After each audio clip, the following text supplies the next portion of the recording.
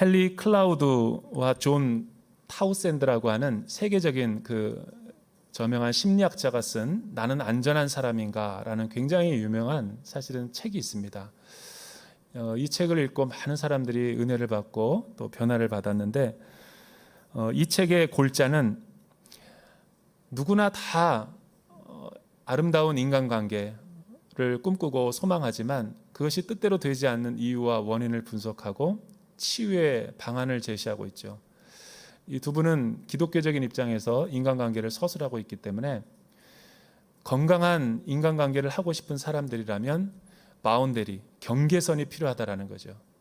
그러니까 어떤 예방책도 없고 가이드라인도 없이 그냥 내 기분과 감정에 따라서 아무 사람이, 이 사람이 해로운 사람인지 안전한 사람인지도 검증도 안 되고 무분별하게 교제하고 관계성을 맺게 되면 필히 낭패를 보게 된다라는 것을 제시하고 있습니다.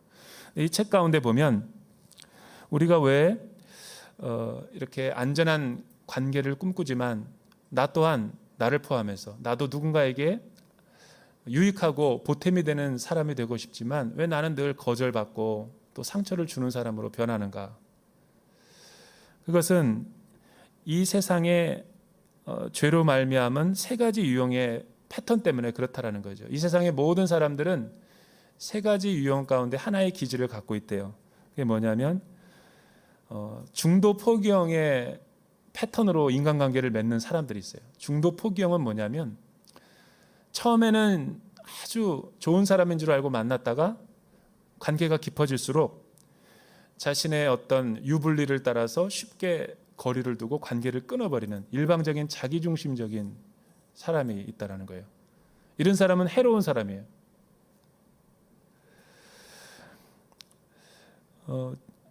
이런 사람의 특징은 평생을 놓고 봤을 때 초등학교, 중학교, 고등학교, 대학교에 인간관계에 붙어있는 사람들이 없어요. 늘 외로워요. 그리고 어딘가 모르게 자기의 깊은 내면의 상처 때문에 누군가를 가까이 하기도 두려워하는 거죠. 고슴도치와 같죠. 외로운데 가까이 다가가면 찔리고 아프니까 인간관계 자체가 두려운 거예요. 사실 현대인들에게는 이런 부류의 사람들이 굉장히 많습니다. 두 번째 부류는 비판형 관계의 사람이라는 거죠.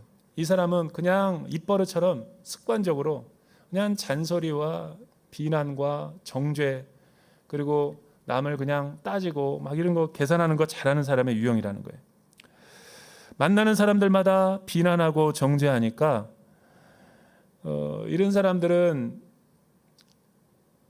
쉽게 인간관계를 건강하게 맺을 수가 없죠. 근데 이런 패턴들은 의외로 한국 사람들에게 많아요. 예를 들어서 가정에서, 일터에서 자기가 직장의 상사라면 우리 아래에 있는 사람들에게 혹은 부모가 자녀에게 그냥 옆에서 조금 도와주면 그 사람이 이런 실수를 예방할 수 있을 텐데 가만히 지켜보고 있다가 마치 안 되기를 기다리는 듯한, 그러고 나서 그 안 될 때 자기 기준에 벗어날 때 막 비난과 힐난과 정죄의 말을 쏟아붓는 거예요. 내가 그럴 줄 알았다. 너는 평생 입사해서 지금까지 한 번도 제대로 하는 걸 못 봤어. 그 한 번의 실수로 10년 동안의 모든 경력을 갖다가 다 몰아가지고 비난하는 거죠. 우리 자녀들에게도 마찬가지예요. 너 공부할 때는 별로 자기가 챙겨주고 함께 옆에 있어주고 가르쳐주지도 않았으면서 결과만을 가지고 성적표를 보면서 공부 안 하더지만 싸다 싸. 너 누구 닮아서 맨날 이러냐. 이런 식으로 비난과 정죄의 말을, 그러니까 얘가 왜 무엇 때문에 힘들어하고 무엇 때문에 학원에 안 가고 무엇 때문에 학교 생활을 힘들어하는지는 관심 없으면서 오로지 결과와 이 성적표만을 가지고 판단하는 유형의 부모들, 비난형 부모. 이거는 자녀들과 올바른 관계성을 형성할 수 없죠. 남편과 아내와도 마찬가지예요. 어떤 뭐 잘못한 거 가지고 그 사안에서만 하는 게 아니라 내가 너 평생에 그냥 한 번도 나에게 맛있는 밥 해준 적 없다. 그러면 아내가 또 말대꾸하죠. 내가 한두 번은 했지 또 언제 한 번도 안 했냐.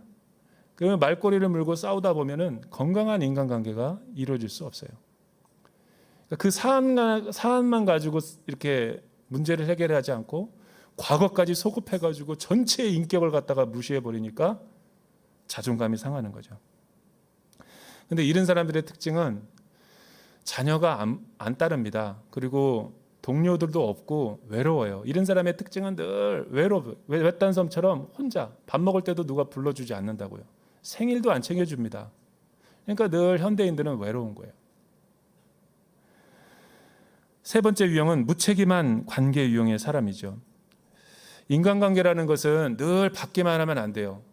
주기도 하고 베풀기도 해야 되는데 이런 선용이 없이 늘 이용해 먹을 것만 생각하고 그 사람의 효용 가치에 대해서만 따지고 손이 계산만 따지니까 사실은 건강한 인간관계가 세워질 수 없죠.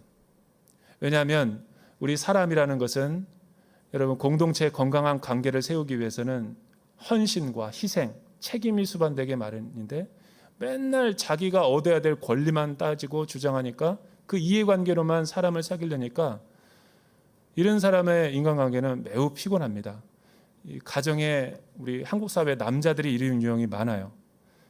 돈 벌어다 주는 것을 가정 부양의 모든 것으로 생각하니까 자녀들에게도 관심이 없고 아내가 어디가 아픈지 무엇을 외로워하는지 정서적인 터치가 안 이루어지니까 그런데 남자들의 사회적인 위치와 자리는 천년만년 우리가 일하지 않죠. 시간이 갈수록 자기 자리도 좁아지고 은퇴하거나 명퇴하게 되면 남자는 정체성의 혼란을 경험하는 거예요. 그리고 남자는 집에 있는 시간이 많아지죠. 그때는 늦었어요. 그때는 늦습니다. 이제 그리고 어디 이사 가더라도 이제 남자가 힘이 없기 때문에 반려견은 데려가도 남자에게는 주소를 안 가르쳐줘요. 그러니까 우리나라는 지금 은퇴하고 이후에 베이비 부모들이 엄청난 혼란을 지금 경험하는 거예요. 굉장히 많습니다, 지금. 다른 말로 하면 전도할 대상들이 너무 많은 거예요. 외로워하는 거예요. 어쩔 줄을 몰라 하는 거예요. 여러분, 들판은 휘어져서 추수할 것이 많은데 우리가 영적인 눈으로 보지 못해서 그렇지, 무관심해서 그렇지, 한 사람 한 영혼을 갖다가 들어가 보면 너무나 고독해하고 외로워하는 영혼들이 많아요.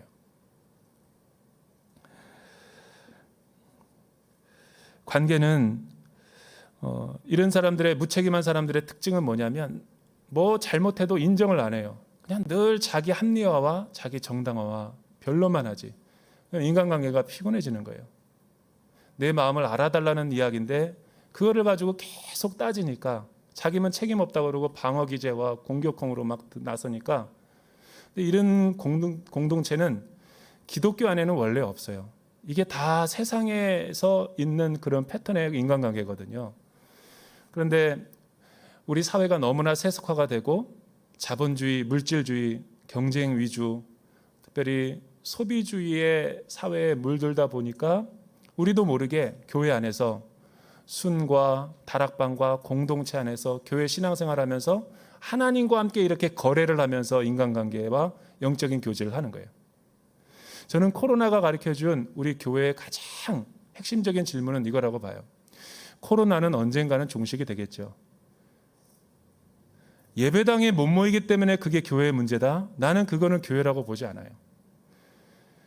이 코로나가 오기 전부터 이런 증상들은 너무 골이 깊었어요. 근데 아무리 이야기를 해도 성도들과 우리 리더십들이 이해를 못합니다. 이 공동체의 위기는 가장 해로운 관계를 우리가 코로나 이전부터 하고 있었어요. 코로나가 터지니까 회복 불능으로 가는 거죠. 그런데 하나님은 우리를 치유하고 회복하기를 원하시고 새로운 이 새 창조의 인간관계를 우리에게 요구하시는 거예요. 코로나는 우리 교회에게는 관계성의 위기를 보여주는 진단이라고 봅니다.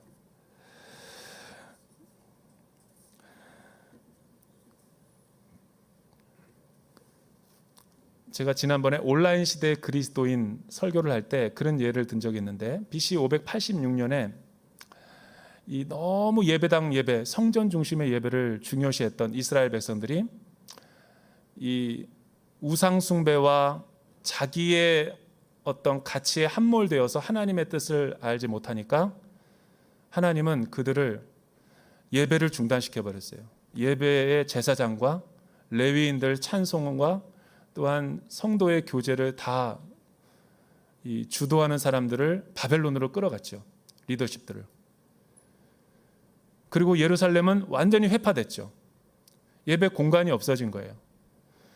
여러분, 이 예루살렘이라는 건 이스라엘 사람들에게 영혼의 고향이고 인생의 삶의 목적이고 쉼이었는데 그 목적을 없어져 버리니까 혼란스러운 거예요. 그 모든 성경의 내용이 여러분 수록되어 있지 않습니까? 근데 하나님은 왜 그들을 예루살렘을 무너뜨리고 그들을 바벨론에 유배를 가게 하셨을까요? 성전 중심의 우상, 건물 중심의 우상과 참된 관계에 치중하지 않는 자기 백성들을 향한 하나님의 징계였죠. 그런데 놀랍게도 성전이 없어지고 나서야, 예배당에 못 모이고 나서야 그들은 자각한 게 있었어요. 공간 예배를 시간의 예배로 거룩하게 구별하게 된 거죠. 공간 예배가 시간 예배로 변화됐다는 게 뭘까요? 예배당 없이 더 영적인 예배를 드리게 된 거죠. 바벨론 한가운데서 이방 신전이 있는 곳에서 하나님과 깊은 사랑의 관계를 나눴어요. 또 그것이 예수님 때 오면 세계 선교로 승화가 되죠. 이방인들에 대해서 더 많은 관심을 갖게 되고, 하나님의 목적은 바로 그거죠. 오늘 이 깨어진 인간관계를 회복하고 하나님이 참된 공동체를 회복하기 위해서 우리에게 필요한 것이 무엇인지 한번 세 가지를 살펴보기를 원합니다. 먼저 1절에서부터 6절에 있는 말씀인데 조금 길지만 우리가 같이 한번 읽어보도록 하죠. 1절에서부터 6절 말씀 시작. 여호와 하나님께서 만드신 들짐승 가운데 뱀이 가장 교활했습니다. 그가 여자에게 말했습니다. 정말 하나님께서 동산의 어떤 나무의 열매도 먹으면 안 된다고 말씀하셨느냐? 여자가 뱀에게 말했습니다. 우리는 동산에 있는 나무들의 열매를 먹어도 된다. 그러나 하나님께서 동산 한가운데 있는 나무의 열매는 죽지 않으려거든 먹지도 말고 건드리지도 마라 라고 말씀하셨다. 뱀이 여자에게 말했습니다. 너희가 절대로 죽지 않을 것이다. 이는 너희가 그것을 먹는 날에는 너희의 눈이 열려서 너희가 선과 악을 아시는 하나님처럼 될 것을 하나님께서 아시기 때문이다. 여자가 보니 그 나무의 열매가 먹기에 좋고 눈으로 보기에도 좋으며 지혜롭게 할 만큼 탐스러워 보였습니다. 여자가 그 열매를 따서 먹었습니다. 그리고 자기와 함께 있는 남자에게도 주니 그도 먹었습니다. 오늘 우리가 잘 아는 이 본문을 이해하기 위해서는 우리가 가지고 있는 선입견을 먼저 제거하고 이 말씀을 읽어야지 말씀이 명쾌하게 들릴 거예요. 여기 나오는 뱀은 사탄이 아닙니다. 6일 동안 창조하셨던 창조세계 하나님의 보시기에 좋았다라고 했던 아주 아름다운 피조물에 불과하지, 뱀을 사탄이라고 여기면 뱀이 서운해할 거예요. 이거는 사탄이 뱀을 이용해서 여자에게, 최초의 인류에게 들어와서 시험했던 내용입니다. 두 번째 전제는 1장과 2장에서 하나님이 창조하신 그 7일의 완전성을 보여주는 그 창조의 세계를 우리에게 보여주고 난 뒤에 벌어지는 일이라는 거죠. 원래 하나님이 창조한 세계의 모습은 어떠했을까? 창세기만 보면 그게 다 드러나지 않아요. 요한계시록으로 봐야 됩니다. 그래서 이 에덴 동산의 모습을 우리는 매우 추상적으로 생각하는데, 에덴 동산에는 이 티그리스와 유프라테스 강이 흐르는 곳이고 4개의 강의 발원지라고 그랬어요. 오늘날 많은 고고학자들이 그 지역이 어딘가를 놓고 이스라엘과 터키의 막 유적지를 찾아다니는데 절대로 찾을 수 없죠. 왜냐하면 2개는 이 땅에서 있지만 2개는 어디인지가 종잡을 수 없기 때문이죠. 신비의 영역으로 놔뒀어요. 근데 이 수수께끼가 계시록에 가면 풀려요. 계시록에도 보면 에덴 동산의 공동체가 파괴되기 이전에는 생명나무와 선악을 알게 하는 나무, 그리고 그거를 둘러싼 이 화염검과 불꽃의 천사들이 지키고 있죠. 영혼의 관문을. 이 말은 우리에게 시사하는 바가 있어요. 생명나무와 생명수의 강이 있는 이 만유가 새 창조에 의해서 회복된 새 하늘과 새 땅과 예루살렘 성도, 이런 새 에덴의 모습인 거죠. 그런데 낮과 밤도 없고 죽음도 없고 완벽한 이곳을 우리는 생각하기 참 힘들어요. 왜냐하면 우리의 지금 지식이 유한하고 짧기 때문에.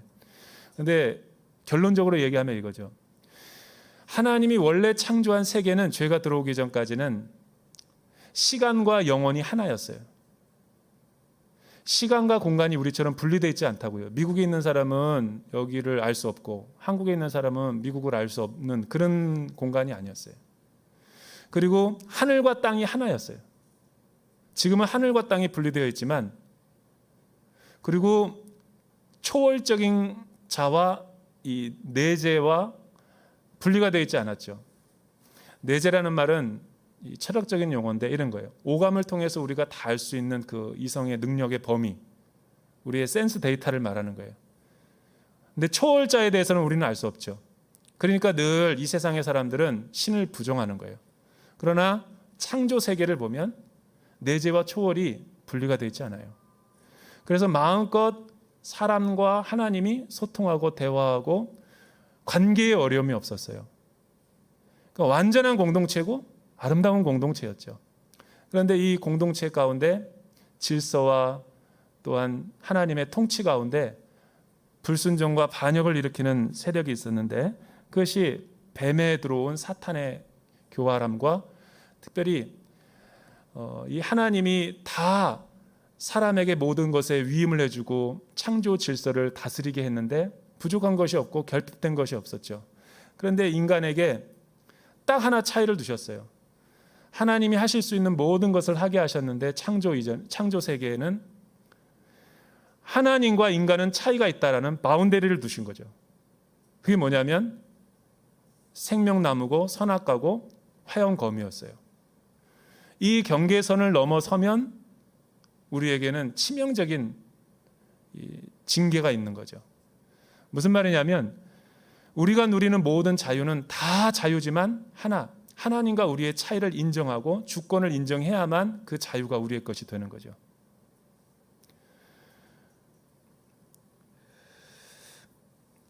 그런데 사탄은 여자에게 어떻게 유혹을 합니까?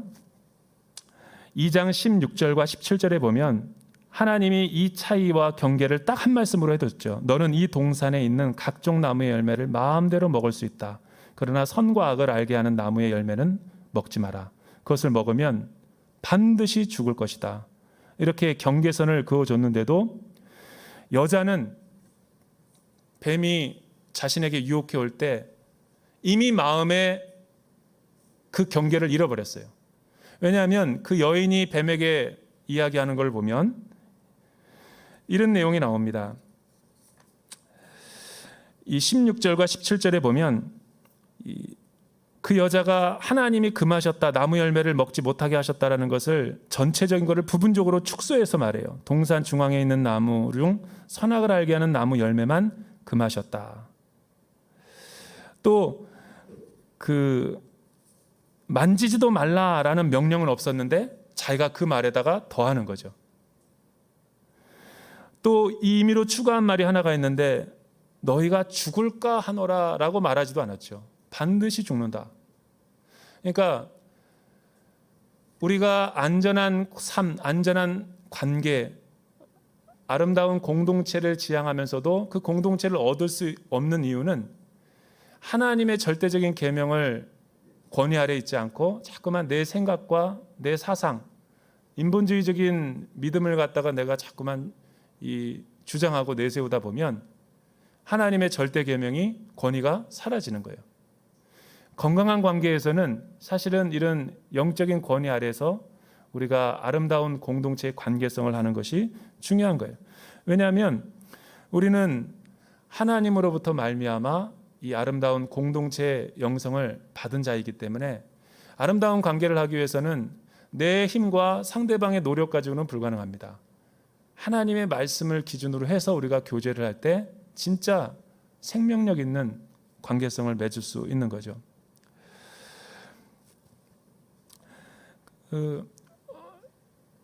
우리가 그 축구할 때 경기할 때 보면 항상 저 대전 그 세종 갔다가 항상 그 대전 월드컵 경기장을 보면 그 생각이 나요. 그 결정적인 그 심판의 그 카드 때문에 우리가 이제 이 경기를 이탈리아에서 승리하고 4강에 진출했는데 심판이 왜 존재할까? 많은 사람들은 생각합니다. 심판이 없으면 더 자유로운 경기와 플레이를 할 수 있다고. 내가 마음대로.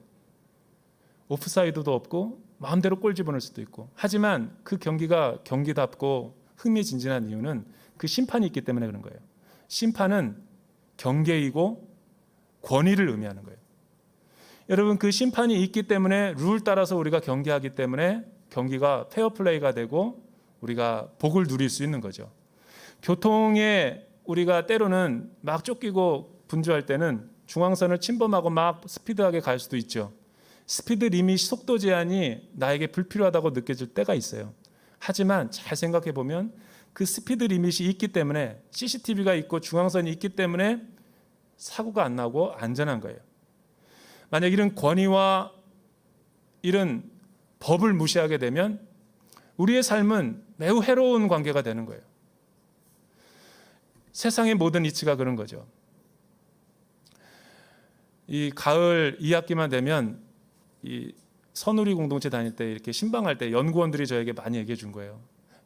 그냥 2학기만 되면 늘 마음이 들떠서 지낸다고. 왜 그래요, 집사님? 그랬더니 아마 이제 실적 나오고 또 연구 뭐 이렇게 나오고 승진이 또 걸려 있고 막 여러 가지 복잡하니까 일이 손에 안 잡힌대요. 근데 조직 생활 하시는 분들이 기도를 받으러 많이 오시는데 항상 그런 얘기를 많이 해요. 목사님, 참 제가 열심히 하는데도 회사가 나를 알아주지 않습니다. 그리고 내 상사가 내가 밤늦게까지 연구한 거를 가로채가지고 자기의 것이라고 합니다. 나는 너무 힘듭니다. 그리고 인간관계, 사회, 직장 동료들이 나를 힘들게 합니다. 근데 잘 생각해 봐요. 여러분, 조직이 항상 나에게 해로운 존재였는가?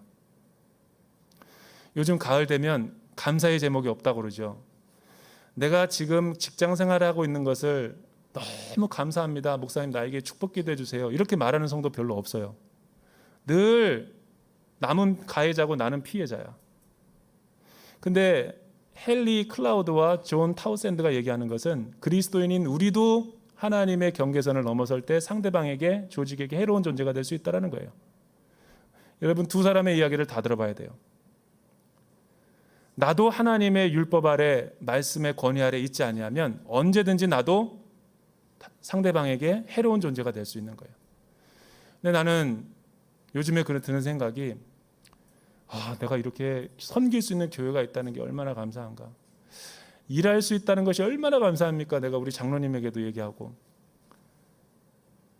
이제 시대가 어려워지니까 이거를 진작에 감사해야 되는데 지금 감사하게 되는 거예요. 여러분, 가을날 방황하지 마시고 골방에 들어가서 기도해 보세요. 회사가 얼마나 고맙고 나라가 얼마나, 국가가 감사한가를, 우리 가정이 얼마나 이 어려운 시기에 버팀목이 되고 소중한가를. 우리 배우자가 항상 나에게 잘못해 준 거 아니에요. 나도 상대방에게 못해 준 것도 있다고요. 서운한 것만 생각하면 늘 불편한 관계 되는 거예요. 여러분, 가족과 친인척들의 만남도 그런 거예요. 늘 언제까지 그 과거의 상처를 가지고 얽매여 가지고 1년에 한두 번밖에 안 보는 그 명절날 맨날 아픈 마음과 상처를 호소할 거예요. 예수 믿는 사람들은 그거를 일어나야죠. 두 번째는 보면 이 죄가 들어와서 결국은 하나님의 계명을 어기게 되는데 그때 어떤 결과가 일어났습니까? 7절 보니까 이런 말이 있어요. 그러자 그 두 사람의 눈이 밝아져 자신들의 벌거벗었음을 알게 되었습니다. 그들은 그 자신들을 위해 무화과 나무 잎을 엮어 옷을 만들었습니다. 죄가 들어오고 나서 제일 먼저 일어난 우리의 변화는 뭔지 아세요? 수치심이 들어왔다는 겁니다. 이 수치심이 뭘까? 이해가 안 됐었어요. 눈이 밝아졌고 자신들이 벌거벗은 것을 알게 됐고 수치심을 느끼니까 무화과 나무 잎을 엮어다가 다 자기를 가린 거예요. 덕지덕지. 죄의 특징은 수치심이라는 거예요. 수치심 안에는 숨고 또한 이 정직하지 못하고 자기를 방어하려고 하는 마음이 수치심인 거죠. 그런데 이 마음이 부끄러우니까 외적인 걸로 가렸다라는 거예요.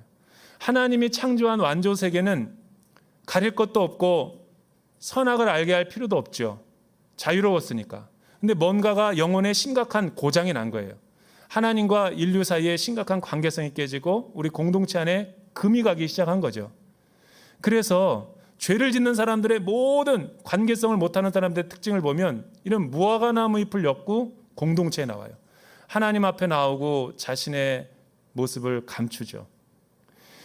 우리가 왜 예배당에 나오고 교회 나와서 공동체 생활을 하는데도 깊은 영적인 친밀함을 느끼지 못할까? 그거는 내 안에 수치심과 방어 기제 때문에 그런 거예요. 하나님 앞에 나올 때도 체면 차리니까 그런 거예요. 순모임이 왜 그렇게 건강하지 못할까?